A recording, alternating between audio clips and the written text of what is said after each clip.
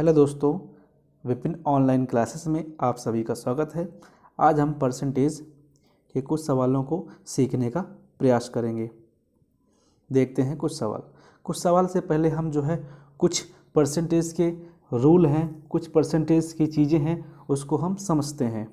जैसे 1/1% बराबर 100 होता है, मतलब एक कोई भी चीज़ है वो 100 होती है। देखते हैं 1/2 ये फ्रैक्शन है, इसको हम परसेंट में बदलने के लिए 100 से गुणा करेंगे तो 50% हो जाएगा।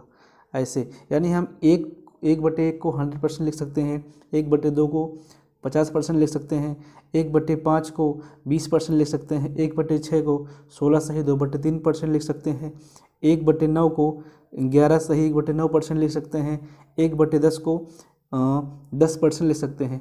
ये मैंने आपको पिछली कक्षा में बताया है कि कैसे कैसे आपको फ्रैक्शन से परसेंट में बदलना है और परसेंट से फ्रैक्शन में बदलना है। आप हमारे प्लेलिस्ट में जाइए और आप वहाँ पर चेक कर सकते हैं, हमने इसको पहले से पढ़ाया हुआ है।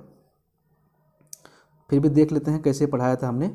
इसमें क्या किया था हमने, इसमें परसेंटेज से फ्रैक्शन में जाने के लिए, भिन्न में जाने के लिए हमने बताया था कि यहाँ पे 100 से भाग करते हैं 100 से हम लोग क्या करते हैं, 100 से हम लोग भाग करते हैं,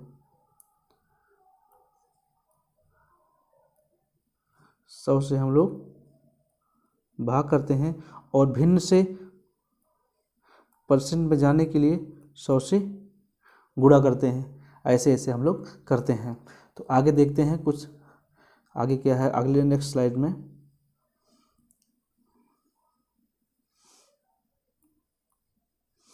नेक्स्ट स्लाइड में देखते हैं, जैसे कि हमने बता रहे थे 1/3 को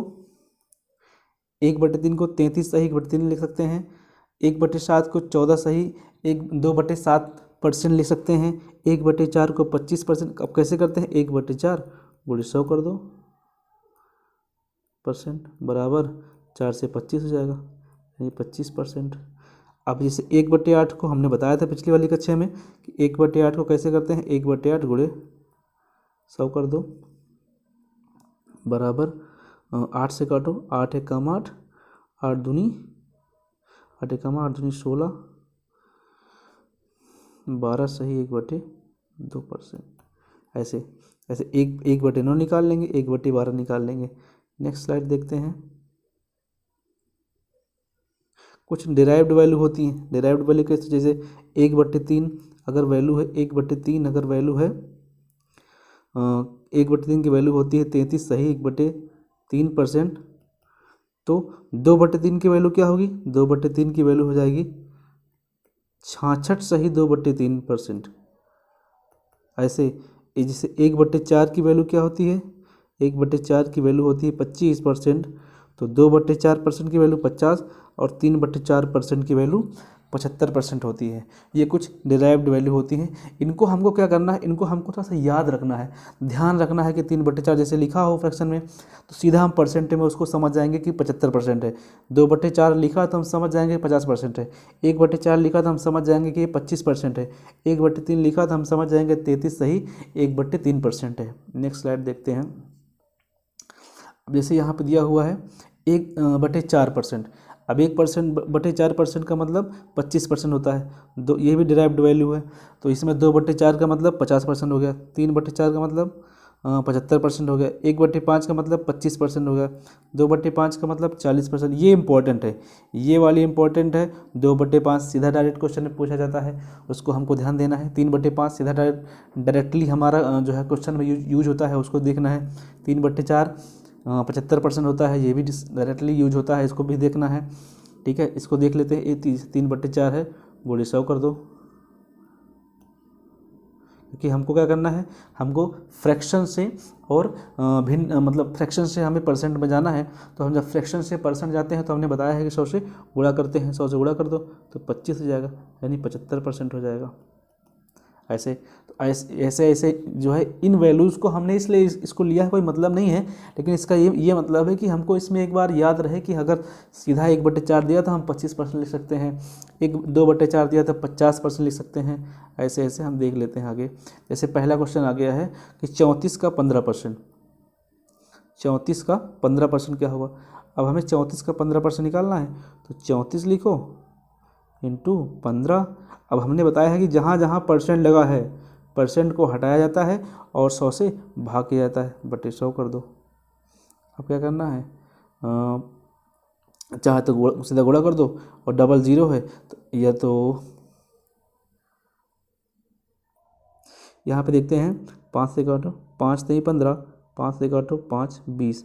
अब यहाँ पे 2 दहम्मा 10 और 2 से काटो 17, 17 तियाँ 51, 51 ऊपर है नीचे 10 है, जीरो हटाएंगे तो दशमलव लगा देंगे ऊपर एक, ये आपका आंसर हो जाएगा 5.1 आंसर। नेक्स्ट देखते हैं,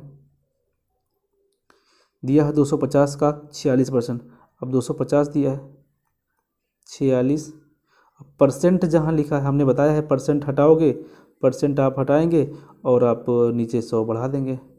परसेंट हटाते तो नीचे 100 से भाग करते हैं, तो 0 से 0 गया, 5 दूनी 10, 5 पचास 25, 2 से काटो, 2 से 46 काटोगे 23 होगा, और 23 पंचे 115, ये आंसर हो जाएगा।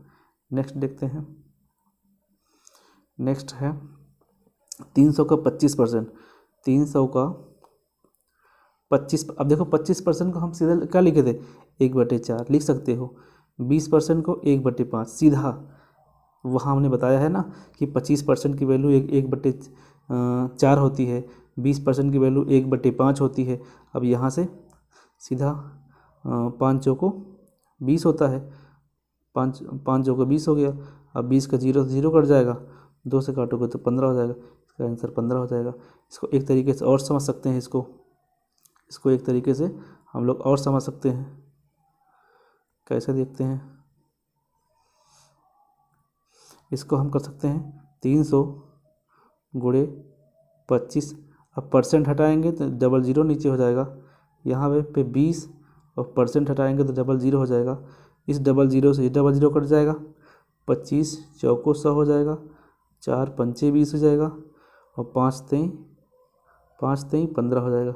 वही आया, वो बढ़िया पैटर्न था, वो थोड़ा सा आसान था, ये हल्का सा कैलकुलेटिव हो जाएगा, कोई दिक्कत नहीं। नेक्स्ट पे आते हैं 1600 गुणे 250, परसेंट लिखा हुआ, परसेंट को हटाओ नीचे 100 कर दो, इंटू 0.06, परसेंट हटाओ नीचे 100 कर दो।